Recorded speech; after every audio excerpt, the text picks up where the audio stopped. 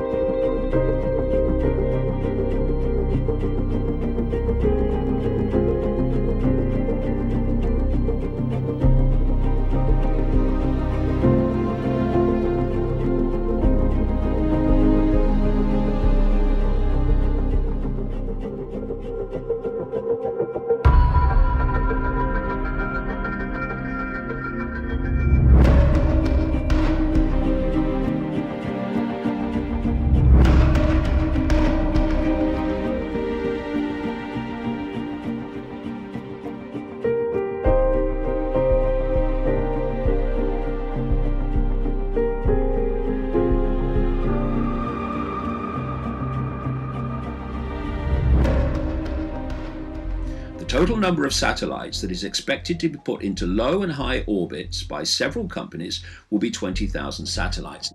Now, you might remember Elon Musk.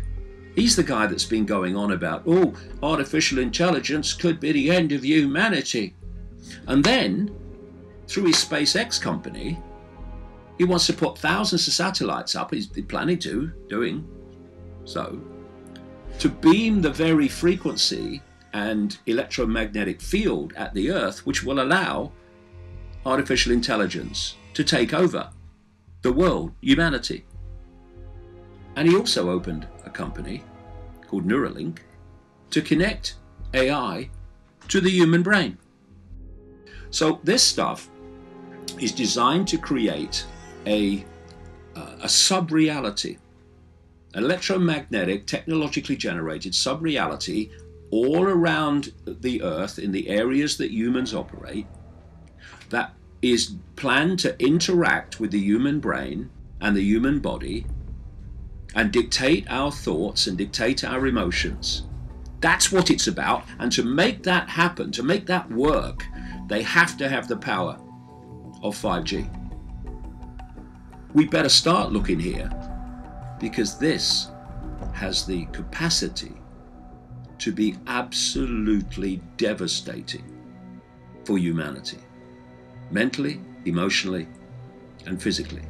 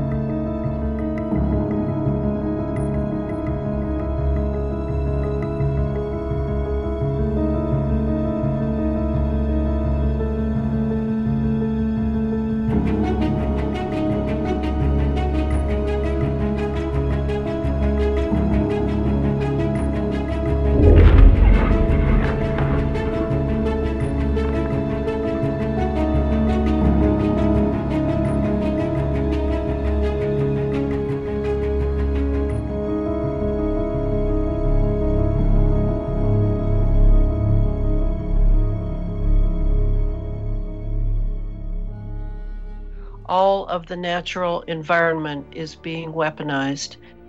We need to understand that nanoparticle part of it, because that's crucial to how this human 2.0 is going to be created through the environment. The sensors, the trillions and trillions of sensors that have been released in near-Earth orbit, we are breathing them in, and they are settling on our skin, on the Earth, on everything. A lot of people now are talking about the fibers that they're finding in their homes, in the dust, but they're not just around us, right? They're inside us. They have a swarm consciousness. Yes, it's as though they're alive. And they are also engineered, then can be manipulated with radio waves and microwaves. The most important thing now that I understand is going to connect us with what is being delivered by the trails, jet and rocket and drone, and delivered and supported by GMO foods, and piggybacked into incredible vaccine programs. It's also the nanotechnology that they are using in order to command and control the environment on a micro scale. And the 5G is now like the linchpin of an entire system And the 5G piece will be communicating through the Internet of Things. Yes, that's true. But it will also have the capability of communicating with the nanoparticles inside our bodies and brains. And then there are the electromagnetic fields that are being created by all of the equipment we have around us, in our homes, in our neighborhoods, the satellites that are above us. My point is we're sandwiched between.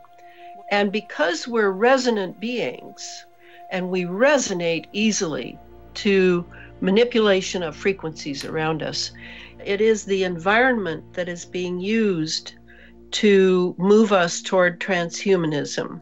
And this is the future.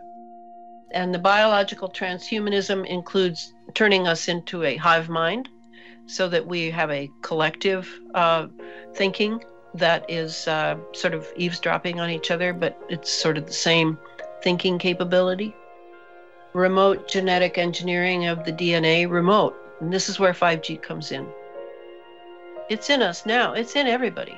What's going to be next as far as experimentation goes is starting to switch us on and off and download into us when we sleep, which is when we're most vulnerable.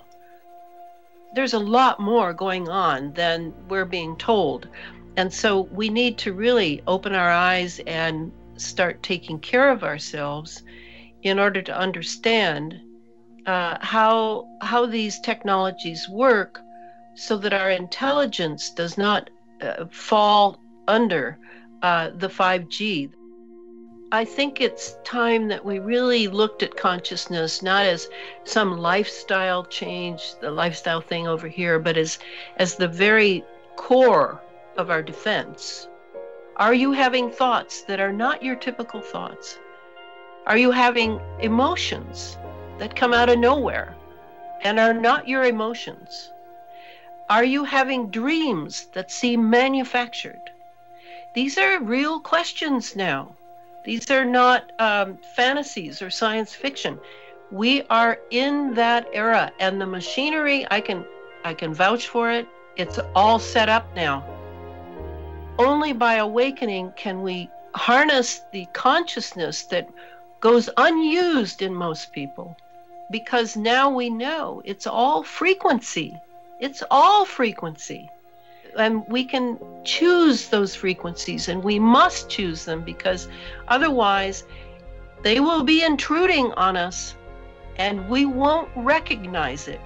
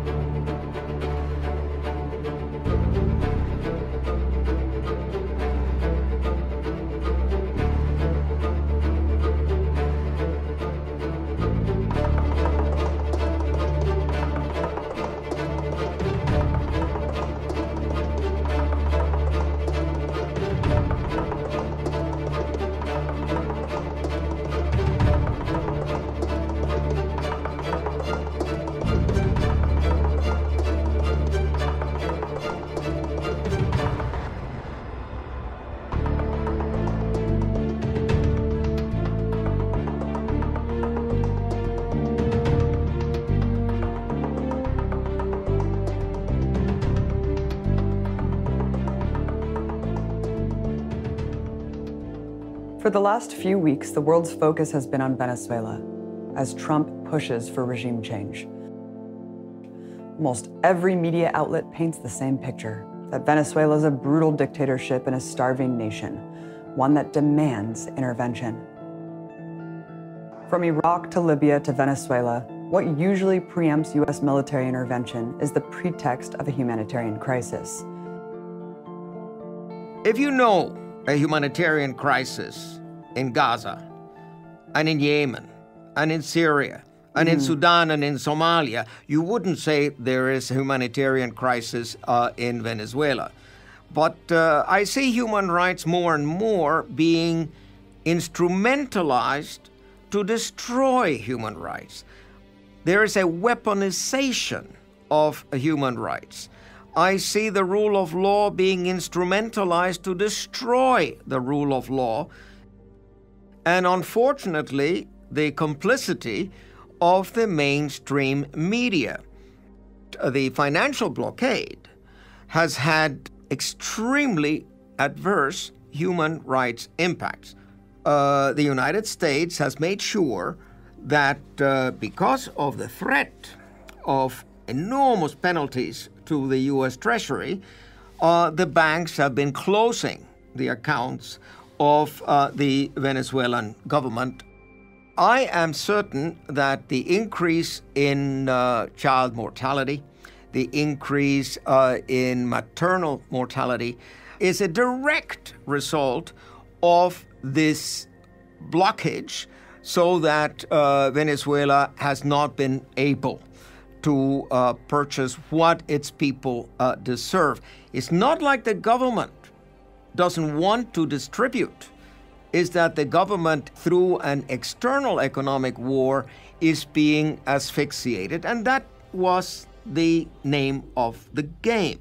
What the United States intended to do was to create a situation whereby the people or the military would topple the government, and then the 1% could again come in and could again control the wealth of Venezuela. Now, when you deliberately impose sanctions and financial blockades and an economic war that asphyxiates a country's economy and thereby make it very difficult for that country to provide the necessary food and medicines to its population, and as a consequence, thousands of people die, you have a case of crime against humanity.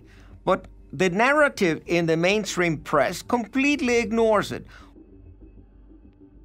We've been talking about fake news, about the ocean of lies that we read in the papers every day. But it's not just the lies that create the problem, it's the absence of information. When a whole dimension is suppressed and you do not hear anything about other points of view, sooner or later you accept the narrative that yes, there is a humanitarian crisis, ergo you need a humanitarian intervention, and if Maduro doesn't leave by his own free will, it'll be necessary to topple him. The reality of a U.S. military attack and invasion of Venezuela is very real. The beat of war drums is deafening. We've now learned U.S. Special Forces have been sent to Puerto Rico, the usual staging ground for U.S. invasions. We know how far they're willing to go for big oil and the war machine. Potentially, millions of lives are at stake.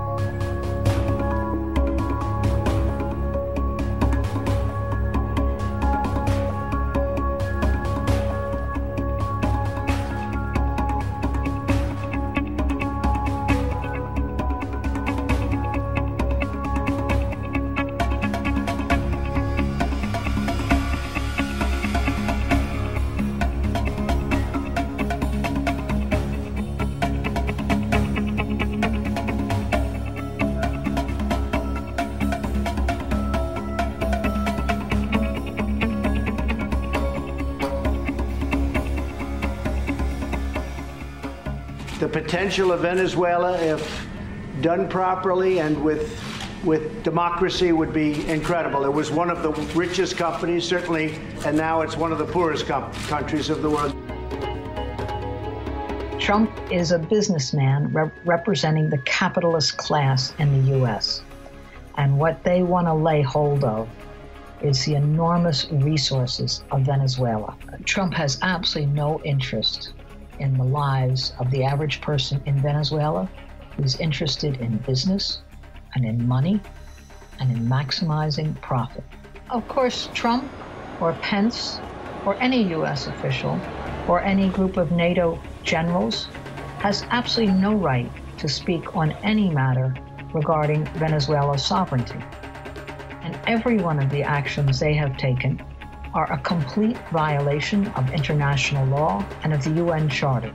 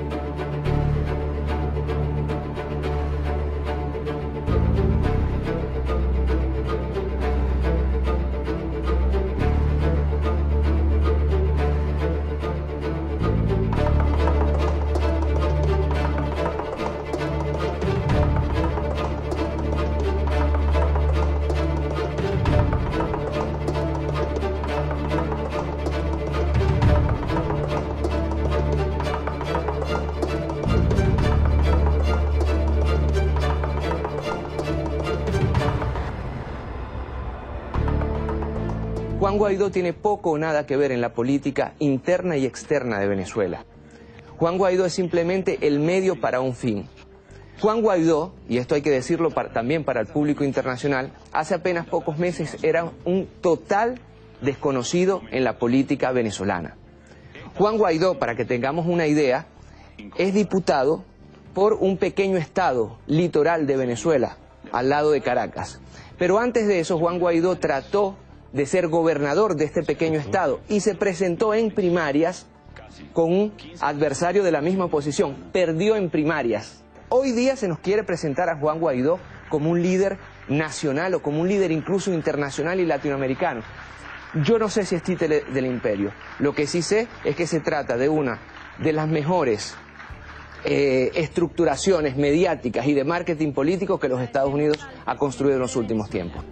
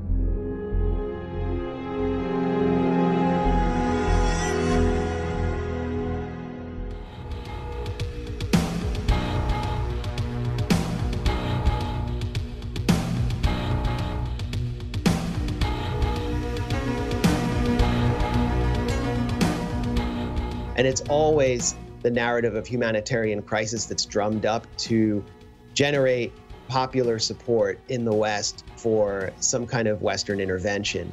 And this phrase is really at the heart of the deception that I think helped stimulate European support for the US coup attempt.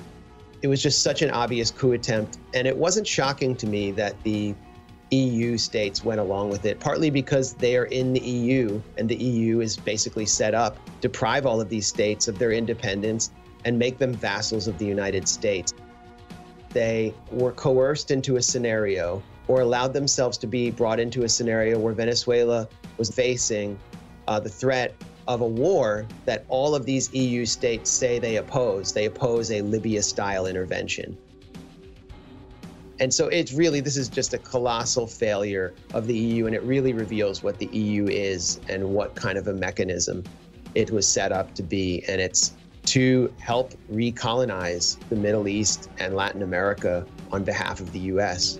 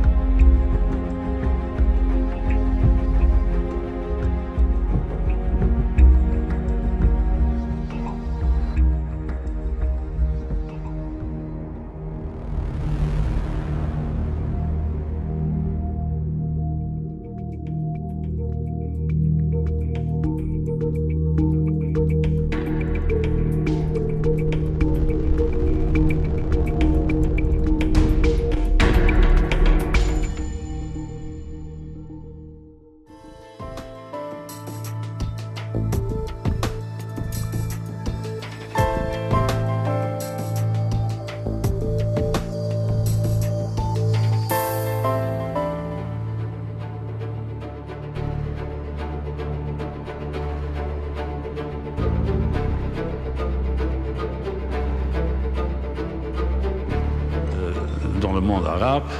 Et je m'arrête là parce que le téléphone ne s'arrête pas. Merci. Alors. Monsieur, te passe.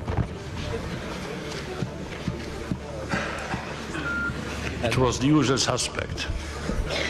My wife.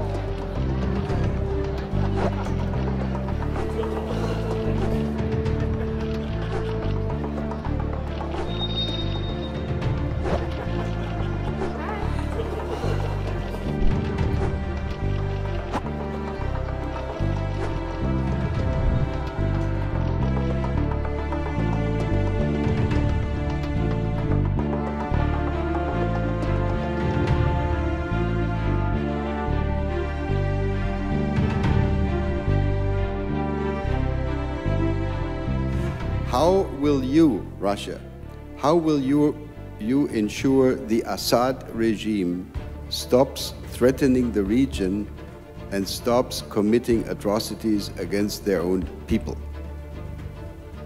Well, I think whatever I answer, you will write what you want, so do it.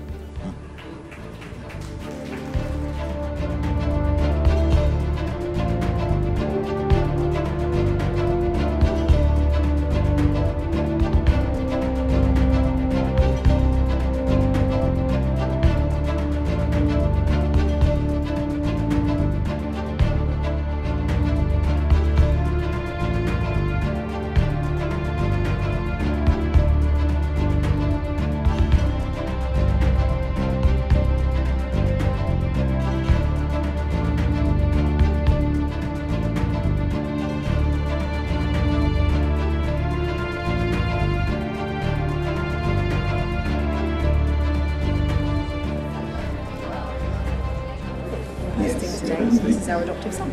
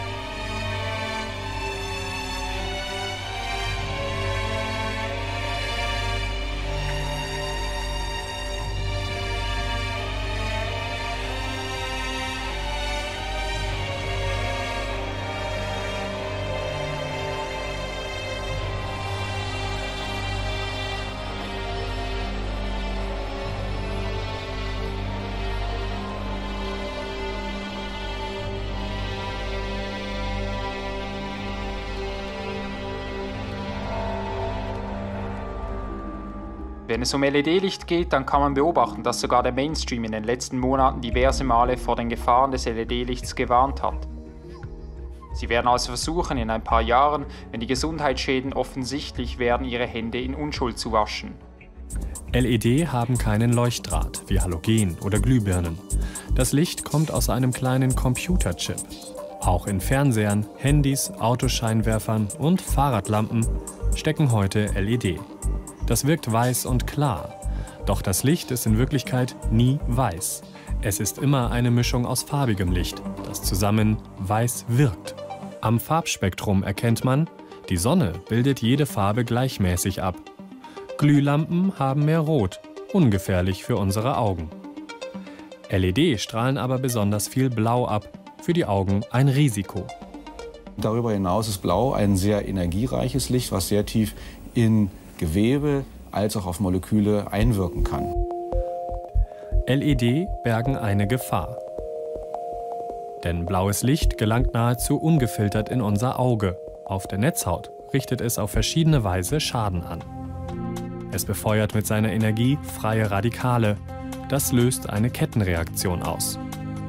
Es sterben mehr Sehzellen, als nachwachsen können. Die Sicht wird schlechter.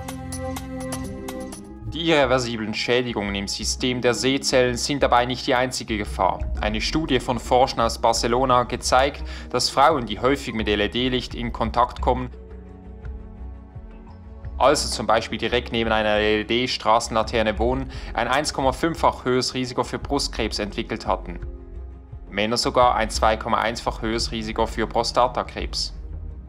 Doch wer fördert gezielt diese LED-Technologie, obwohl die Gesundheitsschädigungen offensichtlich sind? Und noch spannender, was sind die möglichen Ziele dieser Förderung? LED-Leuchtmittel werden von Umweltverbänden wie Greenpeace, Großkonzernen wie Philips, Politikern und Organisationen wie der EU unter anderem wegen des niedrigen Energieverbrauchs hochgelobt und mit Nachdruck beworben. Diese unheilige Allianz fördert die schnelle Abkehr von bisherigen Leuchtquellen wie der Halogenlampe und nimmt bewusst Gesundheitsschäden bei der Menschheit in Kauf. Wichtig ist natürlich auch, dass auf gesetzgeberischer Ebene Entscheide getroffen wurden, die die Glühbirne und die Halogenlampe aus unseren Läden vertrieben haben, sodass nur noch die LED-Lampe als Alternative übrig bleibt. 2009 wurde die Glühbirne in der EU verboten. Am 1. September 2018 tritt auch das Halogenlampenverbot in Kraft. Und diese Verbote werden rigoros durchgesetzt. Das Geschäft um die LED-Lampen ist ein wirklich Multimilliardengeschäft. Man stellt sich nur vor, dass jetzt laufend überall in allen Haushalten alte Lampen durch LED-Lampen ersetzt werden und das praktisch auf der ganzen Welt. Wenn in ein paar Jahren die Gesundheitsschäden durch LED-Lampen bekannt werden, dann hat dann auch die Pharmaindustrie etwas davon. Zudem drängt sich natürlich immer wie mehr die Frage auf, wird hier ein Krieg gegen die Menschheit geführt? Das Verrückte dabei ist, dass wie auch beim 5G-Handynetz diese ganze Entwicklung auch bei LED weltweit gleichzeitig abläuft.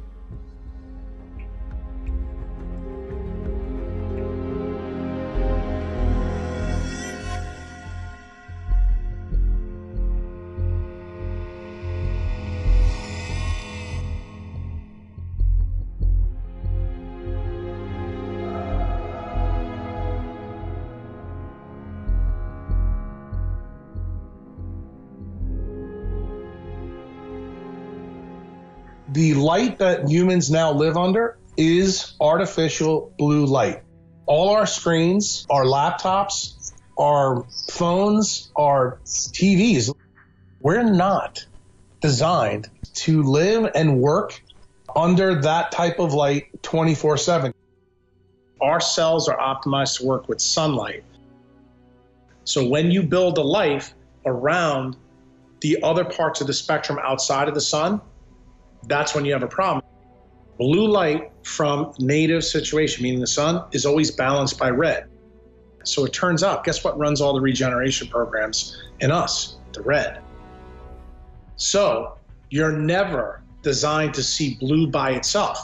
So anytime you have blue, you've got to have red with it, and sunlight never comes with blue without red. So that's why modern technology really destroys us. Chronic blue light has been well shown in the literature to destroy melatonin. Well, we all know that when we don't sleep, we can't regenerate, but now you know the real reasons why. It's because you've subtracted the red from your life. And it turns out all the modern bulbs, specifically LEDs and fluorescents, have subtracted out the purple and the red. Why? Because they're energy efficient. That's from the power company and your wallet's perspective. We are being penny wise and pound foolish with our decisions on light. The more non-native EMF and blue light you allow in your environment, you become an obedient idiot, meaning that you can't think as well, and that's why they're not telling you about it. The tech industry knows exactly what they're doing to us. They know that they can control the way we think just by the use of blue light. Technology doesn't bring us outside, it brings us inside. Our modern society, our culture, have brought us out of the sun. The answer is to change your environment. Nature knows what she's doing. There is a benefit, even on a cloudy day, to getting out in the sun. And that is the key to charging your battery that drives your life.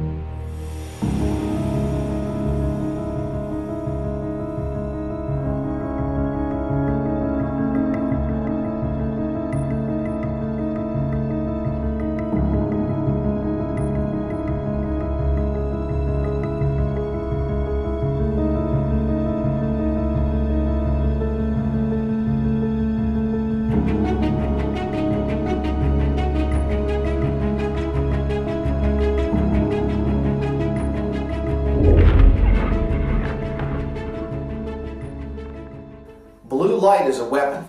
When you introduce blue light into your environment at night, it totally disrupts all of the natural processes that are supposed to be taking place at night, and all of the healing process. Blue light at night, through your eyes, sets you up for cancer. These are all a direct result of blue light exposure at night, and we've been being dosed for decades. Guess what gives off blue light? Well, the biggest source of blue light in your home is your television. But now there's another component that is equally problematic, and that is your cell phone. Did it occur to you that they chose the blue light for your phone at night intentionally? Do you know how much blue light is in the cell phone emissions? It's by design. They've banned the production and importation of incandescent light bulbs in the United States of America, and that is by design. They don't want you having access to the right light bulbs. They want you to buy these LED lights. Have you noticed the headlights on the cars? How much they hurt your eyes now, how bright they are. And what about these street lights they're putting in? You look at the lights on the streets now. They've changed. They used to be kind of orange. They used to be these high-pressure sodium lamps. They've got a bluish-white color temperature to them. It's an eerie moonlight glow. Every night you're being exposed to the equivalent of a full moon. In our living room and on the streets. At the gas station, at the restaurants, they've changed the lights everywhere. The lighting systems are a weapon. Why couldn't they use a different color? These people that run the world, that run these corporations, they are flooding the market with the weaponry. It's not just about the money. The money is a side effect. It is a windfall of carrying out the agenda. The agenda is to sicken us and to make us subservient so that they can carry out their nefarious plans for total domination and elimination of 99% of us. They've made these devices so addictive. Get rid of all your compact fluorescent lighting in your home. Get rid of it. Go back to halogens and incandescent lamps. A nice orange light.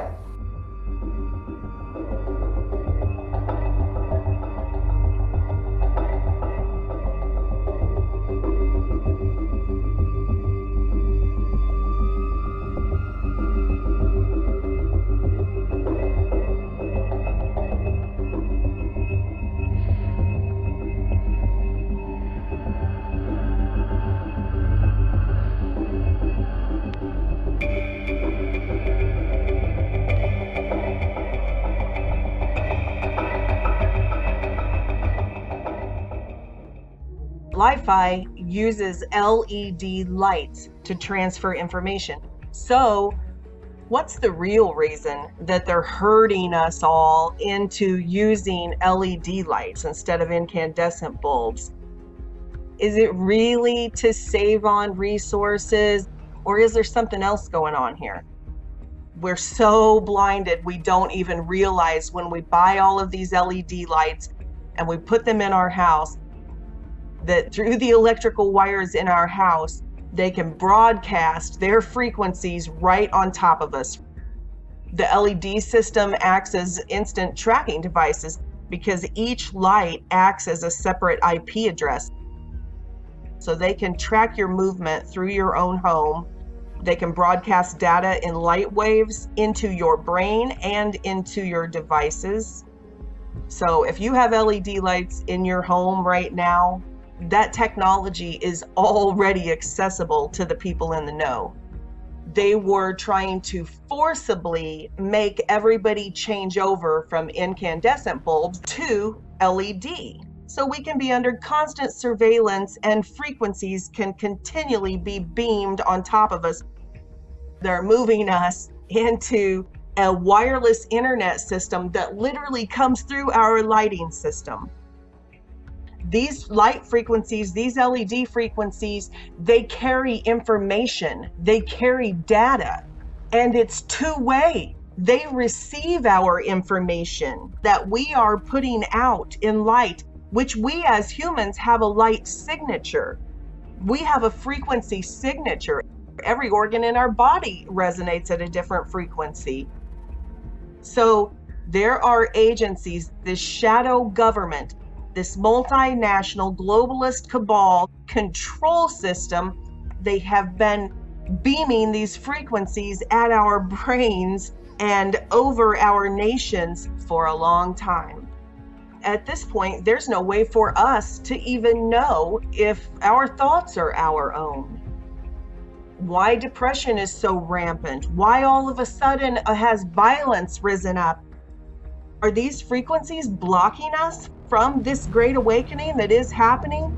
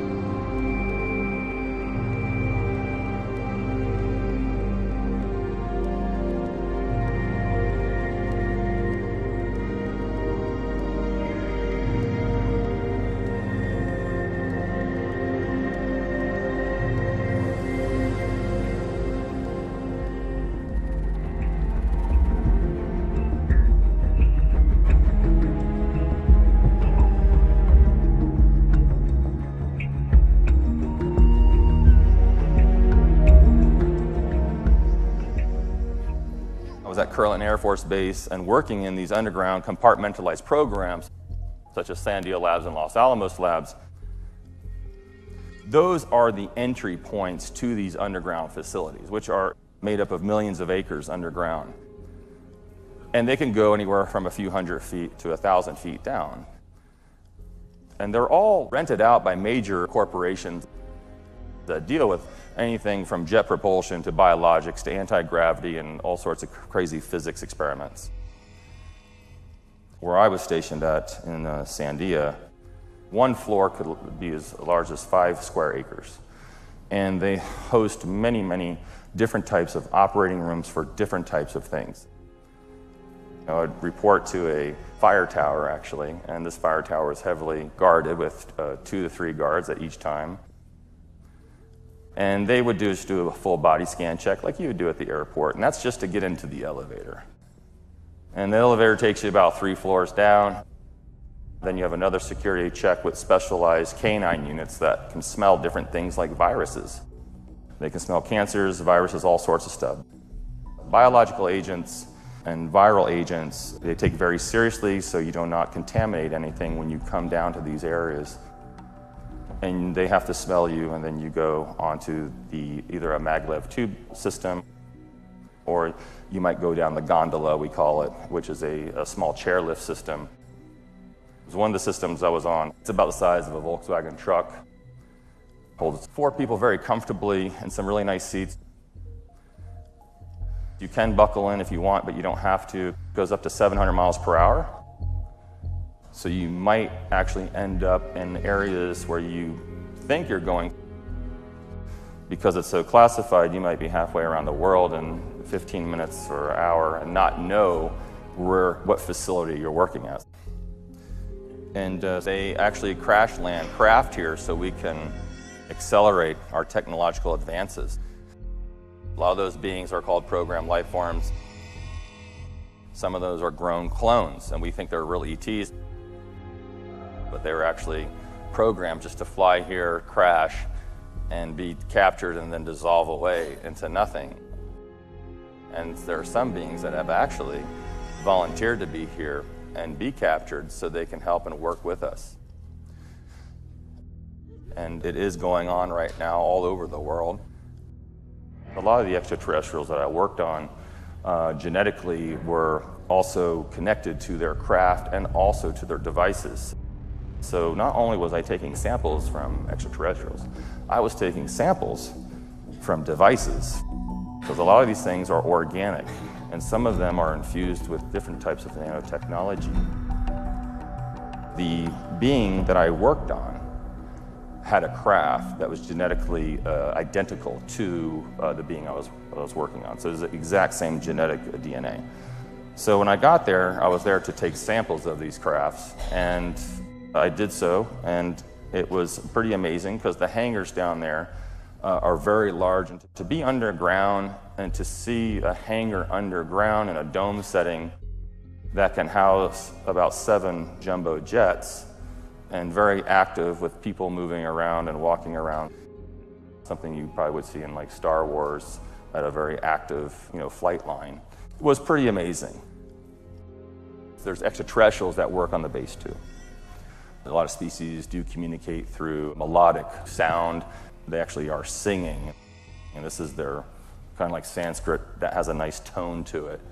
And a lot of these advanced civilizations have this. We had a lot of good meetings with a lot of extraterrestrials from all over the place.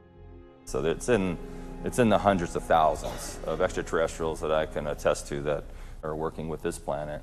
And as far as physical extraterrestrials, where you're physically seeing them, face to face, it's still in the tens of thousands.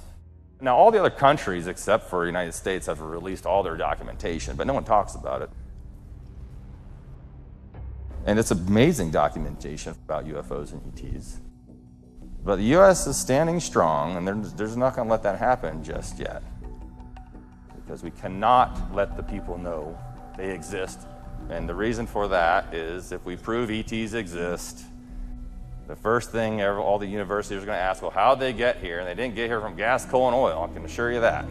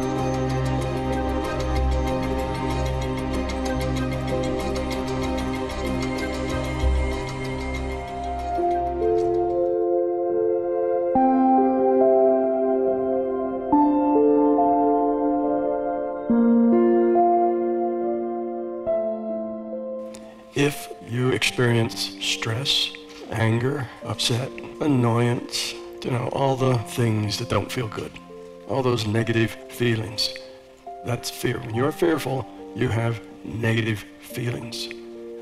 The way you get rid of a fear is first you have to find it. You have to become aware of it.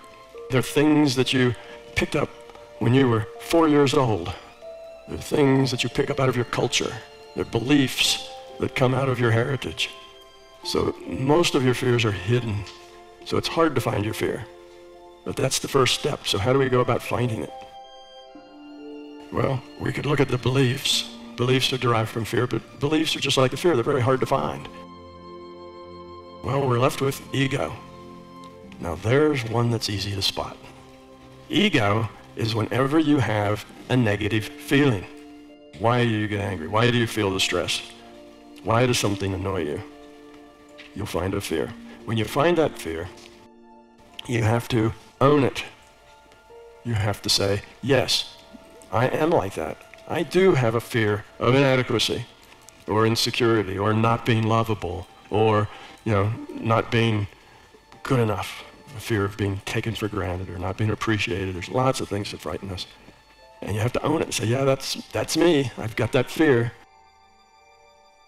And as you do this, you will begin to realize that probably 80–90% of all your choices that you make are driven by your fear.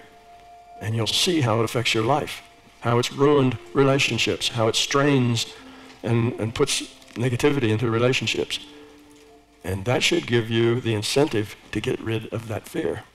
If you have this intent to get rid of it, just a serious intent, an intent you carry with you, a resolve that you have every day, and you catch yourself responding with anger, let's say as an example, every time you get that response and it starts to well up in you, you stop it, and it's not that you stuff it away. You recognize it, and you say, I don't want to feel that way. I don't want to react that way. This is not helpful. It never makes anything better. It only makes things worse. It's dysfunctional. And then let it go. And that will probably happen 100 times because it's just the way you react, and you'll continue to react that way. But you continue to catch it, continue to have that intent. I don't want to be that way. I will not react like that. That intent modifies future probability. And if you keep doing that, that fear will just dissipate. It will go away. Getting rid of the fear, once you've owned it, once you've seen how it changes your world, changes your reality, it's just a matter of intent. You have to really want to get rid of it. Okay, so the fear generates the ego. If you get rid of the fear, the ego's just gone all by itself. So as we do this, we become different people. And because we view things differently, instead of our buttons being pushed, giving all these negative reactions, we just smile because we're happy. And we deal with stuff with caring rather than dealing with negativity. Because whenever you respond with negativity, you always make the situation worse. You can't change anybody but yourself. Accept people as they are. And realize that everyone and everything is your teacher. Because everyone gives you opportunities to make choices. It's those choices you make in dealing with the stuff that happens that enables you to evolve or de-evolve the quality of your consciousness. So that's what it's all about, you see. Making those choices and making them in a caring, loving, compassionate way.